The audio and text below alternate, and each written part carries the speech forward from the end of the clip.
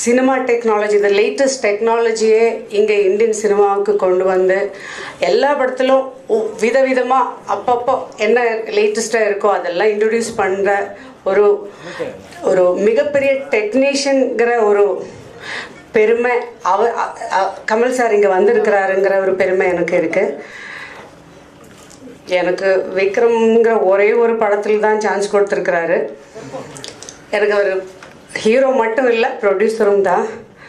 I'm so honored, I'm so happy, I'm so thankful that he's here today with me. இந்த dubbing ஸ்டுடியோவை பற்றி ஒரு background story ஒரு 2 நிமிஷம் பேசணும்னு இருக்கு. எது செஞ்சாலும் ஒரு பேஷனோட, ஒரு 100% ஆனஸ்டியோட, ஒரு வெறியோட பண்ணணும். அதுதான் என்னோட ஒரு ஹேபிட். ஸோ ஒரு டப்பிங் ஸ்டுடியோ கட்டும்போது சாதா ஒரு டப்பிங் ஸ்டுடியோ கட்டி என்ன பிரயோஜனம்? கட்டும்போது அது பெஸ்ட்டாக இருக்கணும். ஆனால் அது பெஸ்ட்டுன்னு யார் சொல்லணும்? அது சவுண்டு குவாலிட்டியை பற்றி, ஒரு டப்பிங் ஸ்டுடியோட அக்யூஸ்டிக்ஸை பற்றி, எக்யூப்மெண்ட்ஸை பற்றி, ஒரு கேலிப்ரேஷனை பற்றி எல்லாம் சொல்கிற அதுக்கு ஒரு sound, best sound wizard. So I could think of only one name, India's pride and the Oscar winner mister Resul Pookutty. அவர் யாருன்னு எனக்கு தெரியும், ஆனால் எனக்கு அவர் பர்சனலி தெரியாது. அவர் ஒர்க்கை பற்றி ஒரு ஃபெனட்டிக்கலி பர்ஃபெக்ஷனிஸ்ட்னு எல்லாம் கேள்விப்பட்டிருக்கு. he brings his own equipments when it comes to sound designing அந்த மாதிரி எல்லாம் கேள்விப்பட்டிருக்கு. ஸோ கட்டி முடிச்சதுக்கு அப்புறம் அவர்கிட்ட கேட்டு என்ன பிரயோஜனம் சார், இது நல்லா இருக்கான்னு கேட்டால் சரி வராது. நான் அதனால் ஒரு டெக்ஸ்ட் அனுப்பிச்சேன், I am so and so, எனக்கு I need your help and advice regarding construction of the dubbing studio, can I call you அப்படின்னு ஒரு மெசேஜ் அனுப்பிச்சேன். 5 நிமிஷத்தில் அவர் ரிப்ளை சொல்லியாச்சு. He said, I'm coming to Chennai next week, so I'll come and see your place, then we will take a call அப்படின்ட்டாரு. Next week கரெக்டாக message அனுப்பி அவர் இங்கே வந்தார். இடம்லாம் பார்த்துட்டு, okay this is good enough, place is good enough, space is good enough, but you come to Bombay, visit some of the best studios, then you will understand what I am talking about, and then we will take it forwardட்டாரு. அங்கே இருந்து அப்படி தான் அந்த ஸ்டோரியே ஆரம்பம். அங்கேருந்து இது கட்டி முடிக்கிற வரைக்கும் ஒவ்வொரு ஸ்டேஜிலும் அவரோட அட்வைஸு, அப்பப்போ பிக்சர் அனுப்பி, எக்யூப்மெண்ட்ஸ் லிஸ்டெல்லாம் ஃபுல்லாக அனுப்பி, கொஞ்சம் கேட்டிருக்கு, இது அது வேணுமா இது வேணுமானால நான் கேட்டிருக்கு. But he said no, very strictly he said no, don't compromise on quality, I want this, if you want to have the best studio, this is what you should have அப்படின்றாரு. ஸோ எந்த இதிலும் compromise பண்ண விடலை. ஒவ்வொரு ஸ்டேஜிலும் இது கட்டும்போது கூட, இப்போ இது அக்யூஸ்டிக்ஸ் இன்ஜினியர் இங்கே தரணி சார் கூட ரசூலுக்கு இப்படி இருக்கணும், ரசூலுக்கு அப்படி இருக்கணும், இந்த மாதிரி இருந்தால் தான் அவ்வளோ பர்ஃபெக்டாக அவர் ஓகேன்னு சொல்லுவார். அந்த ஒரு பர்ஃபெக்ஷனில் அவருக்கு ரசூலோட ப்ரெசன்ஸ் இல்லாத டைமில் கூட நாங்கள் ரசூல் இம்ப்ரெஸ் பண்ணுறதுக்காக கொஞ்சம் கட்டியிருக்கு இந்த studio. Today he is here and without Rasool this dream would not have been possible. Thank you Rasool for being here. என்ன பண்ணாலும் ஒரு நம்ம கேலிப்ரேஷன் பண்ணலாம், எக்யூப்மெண்ட்ஸ் வைக்கலாம், அக்யூஸ்டிக்ஸ் பண்ணலாம், பட் கடவுளோட ஒரு பிளெஸ்ஸிங், ஒரு இது எல்லாத்துலேயுமே இருக்கணுங்கிற ஒரு நம்பிக்கை எனக்கு இருக்குது. இன்றைக்கி KS ரவிக்குமார் சார் மாதிரி நான் ஒரு 2 நாள் முன்னாடி ஒரு ஃபோன் பண்ணி சொன்னேன், நான் சார் எனக்கு நீங்கள் கொஞ்சம் வந்தால் நல்லா இருக்கும் சார்னு. அவர் யோசிக்கவே இல்லை, அப்படியே வந்தார் விஷ் பண்ணுறதுக்கு. So you know, I have the best people in the industry here today with me. I consider that as my luck. Thanks everybody. Before I hand over the mic to them, I would like to thank the main person, Tarni sir. கொஞ்சம் எழுந்திரிச்சு நில்லுங்க. அவர் தான் என்னை விட 4 மணி வரைக்கும் எல்லாம் இங்கே இருந்து அவ்வளோ சின்சியர், அவரோட ஸ்டுடியோ மாதிரி இது நினச்சி கட்டியிருக்கிறாரு. Thank you so much. He's been here very, very sincerely and he's such a talented person. So sincerely he's worked for us. Then I would like to thank my children. Mostly I have to thank my staff. பாலுலேருந்து, மணிலேருந்து, கார்த்திக்லேருந்து எல்லாருமே என்னோட அந்த spirit புரிஞ்சுக்கிட்டு அவ்வளோ கஷ்டப்பட்டு night 4 மணிக்கு வீட்டுக்கு போயிட்டு திருப்பி காத்தால 6 மணிக்கெல்லாம் வந்து கஷ்டப்பட்டுருக்காங்க. Thank you all. You heard this whole story, what Lysia said. It's not as dramatic as what she said. But you know, there's one thing that always been a question for me, and I always did not understand why we behave in that way. Because we make films that are very, very dialogue oriented. You know, spoken dialogues are so much importance in our film. And music, background is supposed to be background music, most of the time it is in the foreground. When we come to recording music, which is supposed to be going behind the dialogue, we have the best studios, best equipment, most number of tracks. But the most important dialogue, spoken dialogue, actor's performance, when it comes to recording that, we get the lowest of the low-end system. You know, that's been the practice all over, because a dubbing studio does not make much money. I don't know what is the reason. But technically, aesthetically, philosophically, we never paid attention to the most important sound in our film. It's always been I always wondered, I never could understand why the studio owners or the industry itself is treating actors' performance like that. So whenever I do a film in Chennai, I bring my gear, I bring my microphones, I bring also get two carpenters so that I can redo the studio. That's been my case. So when Lissy asked me, I thought this is an opportunity for me to do justice to actors' performance. And my only intention, my only aspiration in this whole process of setting up this place was that I do justice to their performance, which is the soul and essence of cinema. And this is not Lissy's dream coming true, it's actually my dream coming true. Because one, of course, technically setting up something like this, and secondly, when I was a fresh student, finished my film school and came out into the industry to work, I always wanted to do live sound in cinema. And I thought there's only one man in Indian cinema who would do that. That is Kamal sir. So I went to Kamal sir's office through a friend. I took his appointment. I went to see him. After 2 hours of waiting, I came to meet him. He was making Chachi Char Sobis at that time. And we talked about Sing Sound. He knew so much about Sing Sound, and he knew what we have in the industry as equipments, availability, technical talent. He knew everything.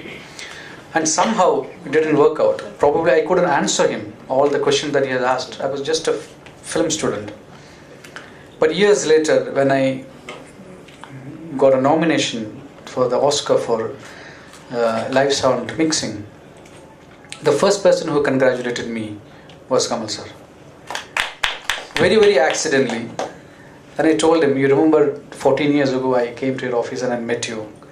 This is that man, that boy. He was speechless.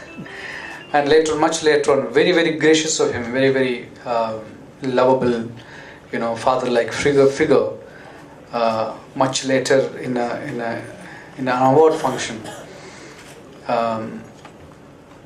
when I was awarded, he waited the whole function and till I came out with the award, and he said, "Now I waited for you. Now we equal." See, that's the man. And Kamal sir, you've been our inspiration. You've been our sense of quality, what it is. You aspire us to dream. We always thought as film people, if anybody who win an Oscar, it will be Kamal sir. And luckily of us, me and Rahman got it. Your time is yet to come, and we all aspire for it. And you've been an epitome of our dream and aspirations. And even though till today I couldn't work a film with him, which I'm aspiring to, today I go to record him. So for me, that's a dream fulfilling moment. Thank you for Lissy giving me that opportunity. Thank you everybody, and thank you sir. மேடையில் வீட்டிற்கும் குடும்பத்தாருக்கும் பத்திரிகையாளர்களுக்கும் வணக்கம்.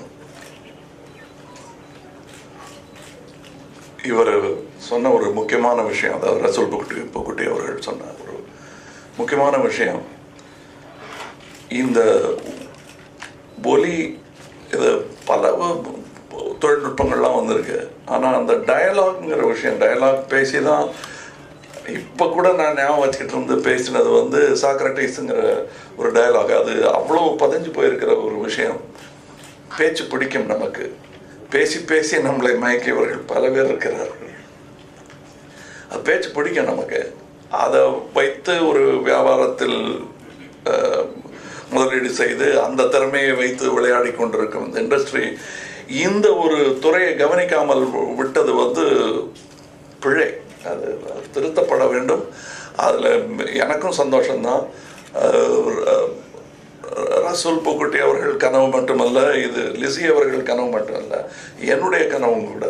சரி, முந்தையெல்லாம் நாங்கள் பேசிகிட்டு இருந்த மைக்கு பாலச்சந்தர் அவர்கள் sound எக்யூப்மெண்ட்லாம் எங்களுக்கு நல்ல எக்யூப்மெண்ட் கிடையாது. படம் எடுத்து முடிச்சுட்டு அந்த ரெக்கார்டிங்ஸ் கூட சில சமயம் எங்களுக்கு கிடைக்காது. மனசில் வச்சுக்கிட்டு இருந்து பேசின டைலாக் எல்லாம் டைரக்டர் ஞாபகம் வச்சுருந்து கேபி சொல்வாருன்னு நான் பேசுவேன். எச்சி முழுகிற சவுண்டு வராதுன்ட்டு மைக்கு கிட்ட போய் வச்சு எச்சி முழுகிற சவுண்டு கொடுத்துருக்கேன் நான். ஏன்னா அது வரணும், அப்போ தான் நல்லா இருக்கும்ட்டு. அதுக்கப்புறம் வர வர வர வர மைக்கு சிறப்பாக அமைய அமைய நாங்கள் பின்னாடி வர ஆரம்பித்தோம். பின்னாடி வந்து சாஞ்சி மல்லாக்கப்படுத்திட்டோம், ரொம்ப வசதி ஆகிட்டோம்.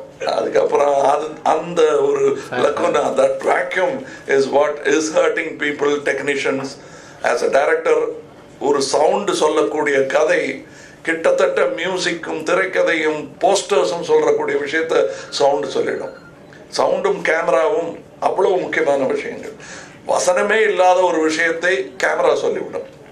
ஒருத்தன் பொய் சொல்கிறானா இல்லையாங்கிறத அவன் கண்ணை பார்த்தா தெரிகிற மாதிரி கேமரா பார்க்கும்போது எல்லா நிஜங்களும் தெரிந்துவிடும். அதையெல்லாம் நாங்கள் அனுபவித்தவர்கள். ரவிக்குமார் சார் நான் நல்லா நடிச்சிட்டோன்னு சொல்லிட்டு அப்புறம் ரஷ்யா வந்து பார்த்தோன்னா திருப்பி எடுத்திருக்கோம் பல காட்சிகளை. 3 முறை எடுத்தோம் அந்த தென்னாலிங்கிற படத்தில். எல்லோரும் நினச்சிருப்பாங்க முதல் நாள் நாங்கள் ரொம்ப சந்தோஷப்பட்டு அவ்வளோதான் வெற்றி அப்படின்னு நினச்சிட்டு போயிருப்போம்னு. நானும் கவலைப்பட்டேன். எதுக்கு சார் கவலைப்படுறீங்க, எனக்கு அழுக வந்தது. உங்களுக்கு அழுக வந்தது சரி, அது கேமராவில் தெரிஞ்சுதாங்கிறத சந்தேகம் வந்துருச்சு எங்களுக்கு. மறுபடியும் ரஷ்ஷை போட்டு பார்த்தா என்னுடைய சந்தேகம் அவருடைய சந்தேகமாகவும் வருத்தது.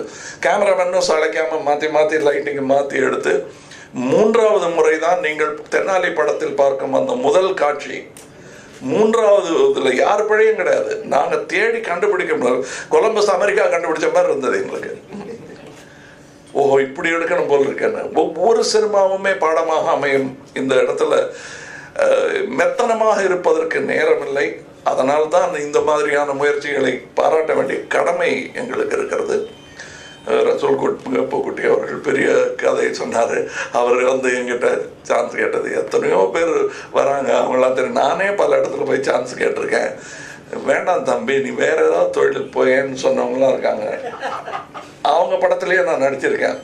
பட் அதுக்கு காரணம் அந்த நேரத்தில் நம்மளுக்கு சரியான இம்ப்ரெஸாரியோ இருந்திருக்க மாட்டாங்க. இப்போ அடுத்த ஒரு இதில் அவர் போயிட்டுருக்காரு. அதுக்கு என்னை விட சிறந்த ஒரு வாழ்த்தும் பாராட்டும் சொல்லக்கூடியவர் கே. விஸ்வநாத் அவர்கள். அது ஏன் அதை சொல்கிறேன் அப்படின்னா, கே. விஸ்வநாத் அவர்கள் வந்து சாரதா ஸ்டுடியோவில் சவுண்ட் ரெக்கார்டிஸ்ட். அவர் வாகினியில் வேலை செஞ்சுட்டு சவுண்ட் ரெக்கார்டிஸ்டாக வந்திருக்கேன். நான் பார்த்துருக்கேங்க அவரை. தமிழ் படத்து டைலாக் இருந்தாலும் அதை வந்து கேட்டுக்கிட்டு ஆர்டிஸ்ட்கிட்ட அப்போல்லாம் லைவ் சவுண்ட் எடுக்கிற நேரம் he became a director. So அவருடைய படத்தில் நடிகர்களுடைய திறன் சற்று அதிகமாக வெளிப்படுவது மாதிரி இருப்பதற்கு காரணம் சவுண்டை பற்றின முழு ஞானம் அவருக்கு இருந்தது. இது ஏன் இப்போ இவர்கிட்ட சொல்கிறேன்னா, கூடிய விரைவில் அவர் இயக்குனராக போகிறார், டைரக்டராக போகிறார். அது அந்த இந்த பலத்துடன் நீங்கள் செல்கிறீர்கள். சினிமாவை பற்றி தெரியும். எத்தனையோ பேர் எடுத்த சினிமாவை அந்த சவுண்டை கரெக்ட் பண்ணுறதுனால அதுவே ஒரு பயிற்சி. சினிமா இன்ஸ்டியூட்டில் படித்த பயிற்சி, சினிமா துறையில் படித்த கல்வி எல்லாம் உங்களுக்கு கைகூடும். அதுவும் வெற்றிகரமாக இருக்கும். அந்த அவார்டு ஃபங்க்ஷன்லேயும் முதல்ல வாழ்த்துறது நானாக இருக்கும். அந்த ஆக்சிடென்ட் நடக்கணும்னு நான் நினைக்கிறேன். வாழ்த்துக்கள். இதில் நிறையா டப்பிங் இங்கே நடக்க வேண்டும், எனது உள்பட என்பது என்னுடைய ஆசை. வாழ்த்துக்கள் லிசி அவர்களுக்கு. அவங்க வந்து பெரிய உழைப்பாளி. இன்னைக்கு வந்து முழு ஒரு வரவேற்புரையை அவங்க நிகழ்த்துவதை பார்த்து கொஞ்சம் இப்படியே யோசிச்சுட்டு இருந்தேன். ஒரு வார்த்தை தமிழ் தெரியாமல் உள்ள வந்தாங்க. அவங்க இன்னைக்கு அடுத்த வெளுத்து கட்டுறாங்க, எக்ஸ்டம்போரா அடிக்கிறாங்க. அதுதான் அவங்களுடைய உழைப்புக்கு முதல் உதாரணமாக அதை சொல்லலாம். அடுத்து இந்த டப்பிங் தியேட்டரை அவங்க நடத்த போகும் விதமும் இதுவரை அதை கொண்டு சேர்த்திருக்கும் விதமும் அவர்களுடைய தேடலையும் அவர்களுடைய பணிவான அமைதியான உழைப்பும் எனக்கு பிடித்த விஷயங்கள். அதில் எப்பொழுதும் வெற்றி பெறும் என்று வாழ்த்துகிறேன். இதை அழகாக அமைத்து கொடுத்த நிர்மாணித்து கொடுத்த அனைவருக்கும் எனது நன்றி. வணக்கம். ஃபேமஸ் ஆகிட்டு இருக்கார் பிக் பாஸ். அவருடைய ராசிக்காரங்களால் ராசியான இடம் இது. இதில் ஒரு புது ஸ்டுடியோ திறந்திருக்காங்க. லேட்டஸ்ட் டெக்னாலஜியில் என்ன மேக்ஸிமம் என்ன எக்யூப்மெண்ட் எல்லாம் கொண்டு வந்து டம்ப் பண்ண முடியுமோ அதெல்லாம் பண்ணிவிட்டு த ஃபைனஸ்ட் டியூனிங்கோட மிஸ்டர் ரசூல் குட்டியை வச்சு எல்லாம் செட் பண்ணியிருக்காங்க. ஸோ ஐ திங்க் இந்தியாவிலே த பெஸ்ட் டப்பிங் ஸ்டுடியோ அட்மாஸ்க்கு அப்புறமா ஏதோ ஒன்று வந்திருக்கு அப்படின்னு சொன்னார். உடனே வந்து அது R2 சார், அது முதல் கமல் சார் தான் இந்தியாவில் இந்த ஃபஸ்ட்டு ஃபிலிம் பண்ணார் அப்படின்னு சொன்னாங்க. ஸோ அவரை விட லேட்டஸ்ட் என்ன வருது, என்ன புதுமைகள் வருது அப்படிங்கிறது சினிமாவுக்கு கொண்டு வரணுங்கிற ஆர்வத்தில் உள்ள அவருடைய ராசிக்கரங்களால் இன்றைக்கி இந்த டப்பிங் ஸ்டுடியோ திறந்துருக்காங்க. அதுவும் இல்லாமல் அந்த ராசிக்கரங்களால் மட்டும் இல்லாமல் அவருடைய ஸ்பீச் ஒன்று டப் பண்ணாங்க இன்றைக்கி. அது எனக்கு அப்படியே ஷாக்காக இருக்குது. அவரோட நிறைய பழக்கத்தில் நிறைய விஷயங்கள் அவர் டைலாக்ஸ் பேசுவார், நிறைய ஸ்லோகங்கள்லாம் சொல்லுவார், நிறைய அப்படியே பைஹார்ட்டடாக இன்னும் அந்த சின்ன வயசில் கேட்டதெல்லாம் அவர் சொல்லுவார். இன்றைக்கி அதே அந்த பழைய நினைவுகள் வந்துச்சு. சிவாஜி சார் பேசின வசனம், கலைஞர் எழுதிய வசனம், சாக்ரட்டிஸ் அவர் பேசுகிறதெல்லாம் அப்படியே சும்மா ஏதோ பேசுங்கன்னா அது வந்து விழுது பலன்னு. நான் பார்க்கும்போது அது சினிமான்னாவே இனிமேல் சிவாஜி சாருக்கு அடுத்தது அது கமல் சார் அப்படிங்கிறது வந்து எல்லாருக்கும் தெரிஞ்ச விஷயந்தான். அது இன்னைக்கு மறுபடியும் ப்ரூவ் ஆச்சு எனக்கு. மற்றபடி all the very best to Lizzie ma'am. இது வந்து மிகப்பெரிய பேரும் புகழும் அடைய, பணமும் பெற, இன்னும் மேலும் பல ஸ்டுடியோக்கள் அவங்க திறக்கணும், சினிமாவுக்கும் நிறைய செய்யணும் அப்படின்னு வேண்டிக்கிட்டு அவங்கள விஷ் பண்ணுறேன். தேங்க்யூ.